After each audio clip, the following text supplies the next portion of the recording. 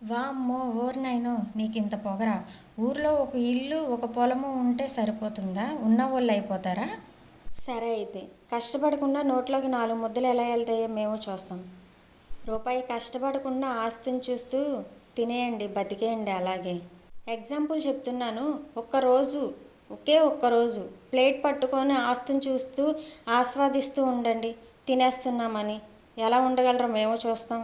అంతేగాని ఒకళ్ళు కష్టపడుతుంటే మరీ చీప్గా చూడకూడదు. వాళ్ళు ఇంకోళ్ళతో తిరుగుతూ కష్టపడితే అది తప్పు.